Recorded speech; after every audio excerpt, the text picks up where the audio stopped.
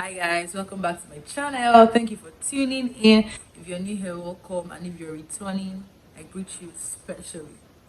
So today, like you can already tell by the title, I just want to share something that the Holy Spirit has been, highlighting in my spirit. You know, and just sharing with me basically. And I just thought that it'd be nice to share with family down here and all of that. So it's about the goodness of God and how that um you see, like God is a good God. I know that we know that, even though sometimes goodness can mean, wait for me, I'm coming. you know, as Christians, we have that those seasons in life where it's like God is like, what, I'll meet you downtown, and then it's like, can't you see what I'm going through and stuff, and you can't do anything about those seasons, sincerely. Like, you can't fast them away, you can't pray them away. You basically have to take out everything that God will have you take out in that season, because you will need it in the coming season, right? That you're praying about.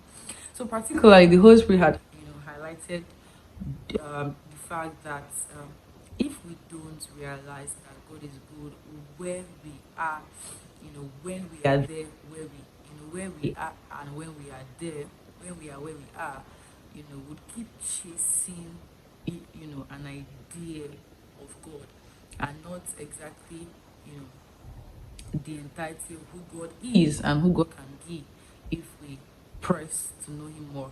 Basically, what am I'm saying that, okay, let's say for instance, it's something you've been praying about, and in fact, have you prayed about something before and it happens, and you're not like saying, why did I even need this in the first place?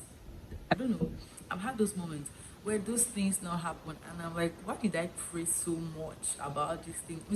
It's more like I don't need it as much as I thought I would, or it's not solving. It's not giving. When you lack something, the devil can magnify it in such a way that it becomes what would have completed you, and everything in your life, you'll not be whole in every aspect of your life, because you feel like, oh, I don't have this thing yet. Take for instance, people that a couple just gets married, and then they are trusting, God for the future of the woman, all of that, and then all of a sudden your life becomes like, oh, this is what I need to complete my life right now. And then meanwhile, people that have kids, are also chasing other things, and they're like, this is what I need to complete my life right now, and then the devil just, keeps us in a chase, in a chase where you don't have moments where you stop and grasp in God's goodness, and then those kids come, and then there's something else that the devil has highlighted as to be the only thing that can complete you in that phase. Now, let's clarify things. It's good to want good things. I mean, it's good to want increase, but the point where we get to a place where those things become like the only thing that that one thing that you lack can be that one thing that you are beating yourself up. You're like, oh God, I failed in life. As I don't have this thing, I don't know if anybody, I just feel that you relate to what I'm saying. And then the Holy Spirit was like, the devil, because he's very tricky and very, subtle in his ways, can just, keep us in a chase for things that we don't stop to, simmer in the relationship that we have with God. God is a relational being, and for us is what that's one of the first thing. That's the first thing that He gives to a man before He begins to give the man things and things and things. So classical example. You had been praying about something, and then this thing now comes, it now happens, and you don't even have it can be so bad. The Holy Spirit had to stop me one time. I'm like, stop and thank for this that you have gotten, because it can be so bad that you don't even realize that you had the answer had. You know how life can be so busy, you don't even realize that, oh God, I've answered this prayer. Have you gone to your prayer books, to your prayer journals, and then you see things that you wrote in pain, in tears, and then you're like, I can't find them. This thing is real. And then you're like, I can't find them. And you're like, where did all these things go to?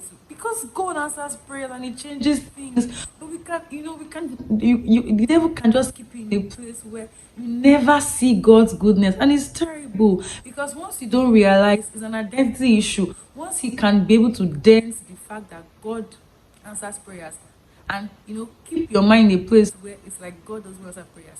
It affects your identity, and then you can't even come to God.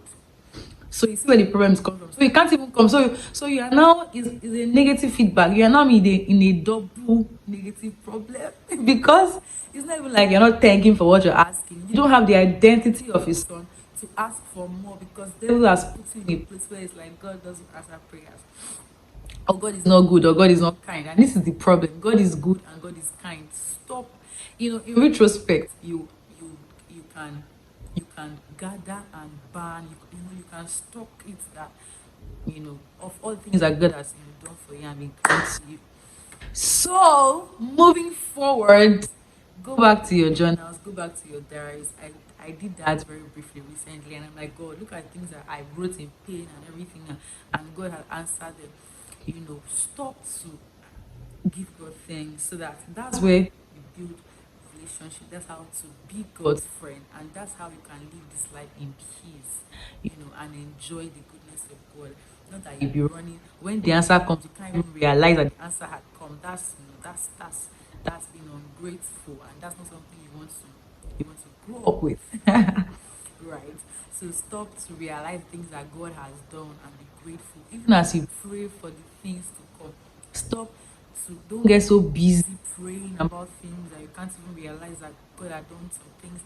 Plus the other things I did that you would need, He had made them possible. I hope that this video blesses you as it did me. Yeah, as it did bless me. Okay.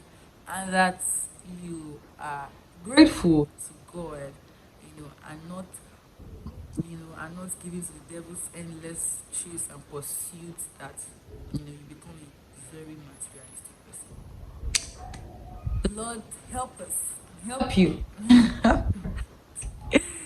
See you in the next one. Bye. At this point, I picked up my journals to just go through and encourage, come alive in what I wanted to share. And I just realized that if you're not keeping a journal, you're probably throwing a part of your work with God and intimacy with Him away, which you do not want to do, because I got to see something I have been praying about, something I wrote, and it was just beautiful. Keep a journal. Let's do this. Hold on.